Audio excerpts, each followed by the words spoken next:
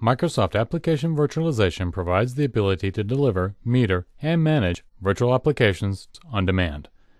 The components required to create, stream, and meter the virtual applications come in the box at no additional cost. In this screencast, we'll discuss how to use AppV metering to manage virtual application licenses.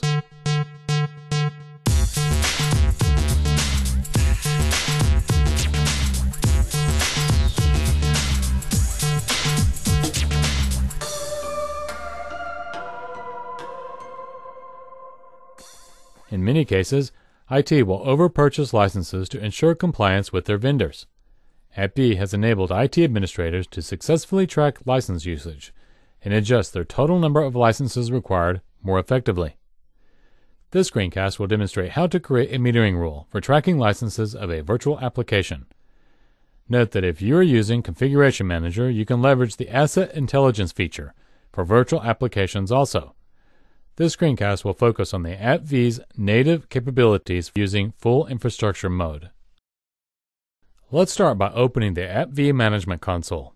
We'll select the Application Licenses node and right-click. Here you can see there are a few different types of rules that can be created: unlimited, concurrent, and named. I'm going to exit out of this menu and take a look at my existing rules. Here, I'll choose the Excel 2007 Named License Policy. Let's view the properties. On the General tab, we can see the license group name and license expiration warning. The Application tab is where we would view associated applications to the license group, Excel 2007, and all of the Office 2007 applications in the package. Next, we'll look at the properties of the license description called Joe has access to Excel. On the General tab, we can see enabled and expiration date. On the Users tab, we can view which users have been granted access, in this example, Joe, to the application as well as the domain, whether it's enabled, and the license key. This gives us an idea of the rule that is created against Excel 2007. Let's review another type of license rule for concurrent usage. This will limit how many times the application can be open at one time. I'll choose Word 2003 Concurrent License Policy and view the properties. On the General tab, we can see the license group name and license expiration warning. The Application tab is where we would view associated applications to the license group Word 2003 and all other Office 2003 applications in the package. Next, we'll look at the properties of the license description called Limit Word 2003 Licenses. On the General tab, we can see that concurrent license quantity is set to 1, and this allows only one instance of Word to be running at a time. We also see expiration dates and license key, which is not required but will make reporting richer. Concurrent license rules can be used to both audit and enforce strict usage policies for applications with limited licenses. Let's go to the user's desktop and see how this is enforced. Now I'm going to launch Excel 2007 twice. The first time I'll launch as Joe and see it has launched successfully, as expected. Remember that our rule was configured to only allow Joe to launch Excel. Next, after logging in as Don, I'll attempt to launch Excel 2007.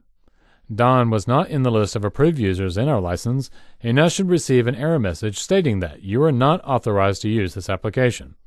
This is because the policy we configured is being enforced. Let's switch back to the AppV Management Console on the server. I'm going to navigate to the Reports node and select the Excel 2007 Concurrent Report. I'll choose Run Report and insert a start date of 11/30/2009 and an end date of 12/5/2009.